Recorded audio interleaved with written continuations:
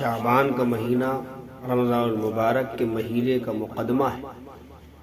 رجب محترم مہینوں میں شامل، ایسے ہی شعبان کی نسبت حضور اکرم صلی اللہ علیہ وسلم نے خود اپنی طرف فرمائی۔ اور رجب یہ رحمت کی ہوائیں چلنے کا مہینہ ہے، اور شعبان رحمت کے بادلوں کے اٹھنے کا مہینہ ہے۔ رمضان المبارک رحمت کی بارش کا مہینہ ہے۔ یا یوں کہہ لیجئے کہ رجب یہ رحمت کا بیج ڈالا جاتا ہے، نیکیوں کا بیج، اور شعبان المعظم میں پانی لگایا جاتا ہے، اور رمضان المبارک میں نیکیوں کی فصل لہلہا اٹھتی ہے، اور نیکیوں کی فصل کاٹنے کا مہینہ ہے۔ اور رمضان یہ مہمان ہے، اور مہمان کی آمد پر تیاری کی جاتی ہے۔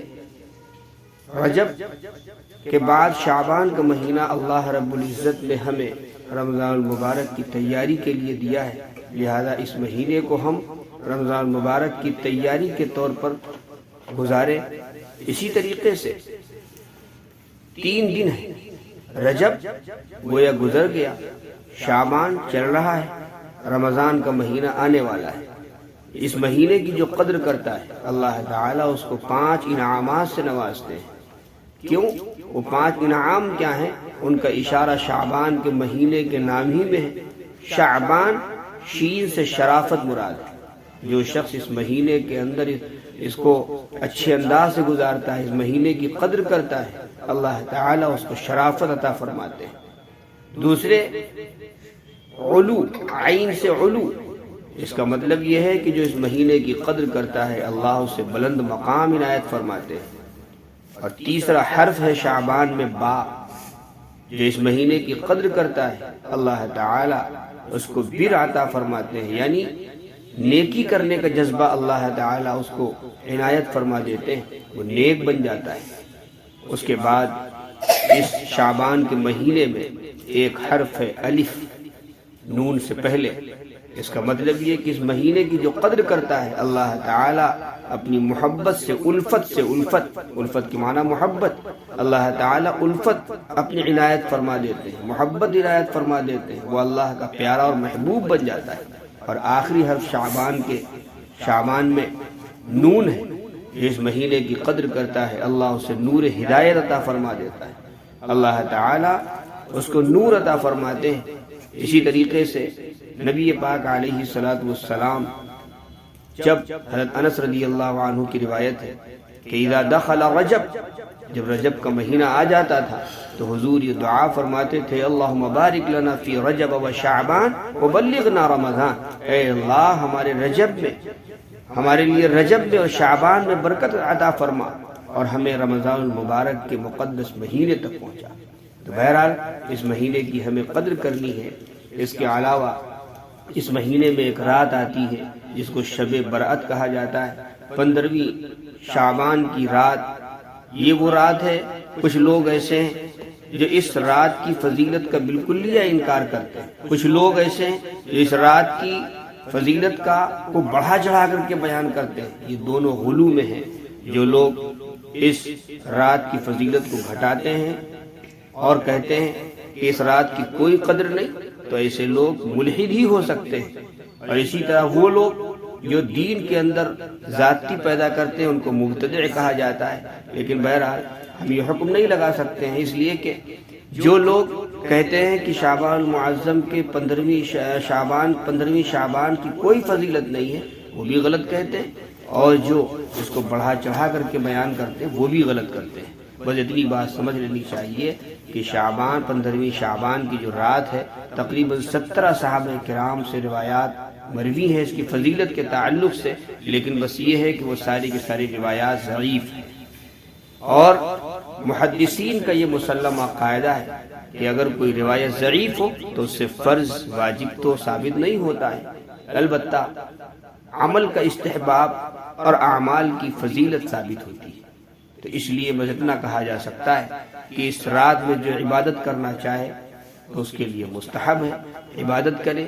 اس رات میں ہمیں کرنا کیا ہے؟ چند اعمال ہیں، ان میں سے ایک عمل جو تمام روایات کو ملا کر کے جو اس کا نتیجہ نکلتا ہے، ماحصل اور جو خلاصہ نکلتا ہے، وہ یہ ہے کہ اس رات کے اندر عبادت کی جائے لیکن عبادت چپکے سے ہونی چاہیے، اپنے گھر میں ہونی چاہیے، مسجد میں اعلان نہ ہو، تداعی نہ ہو، لوگوں کو بلا کر کے عبادت کے لیے بلایا نہ جائے۔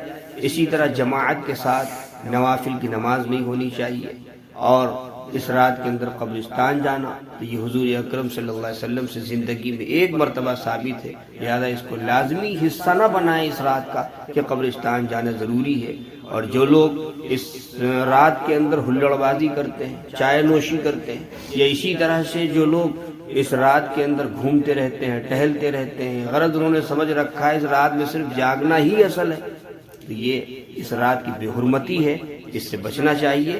اس رات کے تعلق سے نبی پاک علیہ الصلوۃ والسلام کا ارشاد ہے، علی رضی اللہ عنہ کی روایت ہے کہ اذا كانت لیلۃ النصف من شعبان فقوموا لیلها وصوموا نهارها، کہ جب شعبان کی 15ویں رات ہو تو اس رات میں قیام کرو، یعنی نمازیں پڑھو، نفلیں پڑھو، چپکے سے پڑھو، اپنے گھر کے اندر پڑھو، اور اس کے 15ویں شعبان جو اس کے بعد 15 تاریخ ہے اس کو روزہ رکھو۔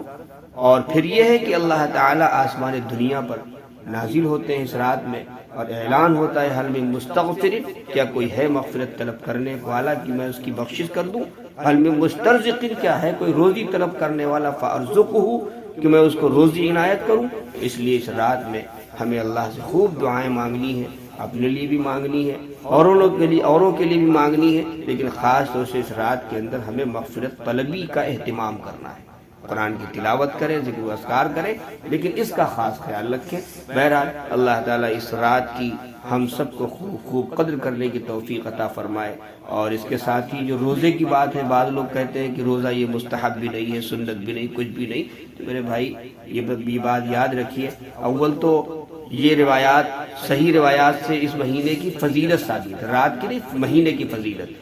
اور حضرت عائشہ صدیقہ رضی اللہ تعالی عنہ کی روایت ہے کہ نبی پاک علیہ الصلوۃ والسلام رمضان کے علاوہ مہینوں میں کسی مہینے میں اتنی کثرت کے ساتھ روزہ نہیں رکھتے تھے جتنی کثرت کے ساتھ اللہ کے نبی صلی اللہ علیہ وسلم اس ماہ مبارک میں روزہ رکھتے تھے۔ تو ایک تو 15ویں شعبان، وہ بھی حصہ ہے اسی مہینے کا، اور اسی طرح سے پھر روایات میں ہے کہ نبی پاک علیہ الصلوۃ والسلام ایام 20 کے روزے رکھتے تھے۔ ایام 20 کا مطلب ہوتا ہے ہر مہینے کی چاند کے اعتبار سے ہر مہینے کی 13، 14، 15 تاریخ کا روزہ رکھا کرتے تھے۔ تو اس اعتبار سے دیکھا جائے تو 15ویں شعبان یہ ایام 20 کے اندر بھی شامل ہے، لہذا کوئی شخص اگر روزہ رکھتا ہے تو وہ رکھ سکتا ہے، اس کے لیے مستحب ہے، لیکن اس کا خاص طور سے اس طرح اہتمام کرنا کہ سحری کے لیے لوگوں کو جگایا جائے، افطار کے لیے لوگوں کا انتظار کیا جائے، یا اسی طرح سے جو روزہ نہ رکھے اس پر تنقید کی جائے، اس طرح کی چیزیں کرنا یہ ممنوع ہے،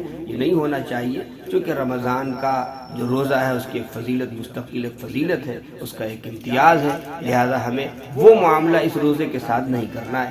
اللہ تعالی ہمیں حق بات سمجھنے اور اس پر عمل کرنے کی توفیق عطا فرمائے۔ وآخر دعوانا ان الحمد للہ رب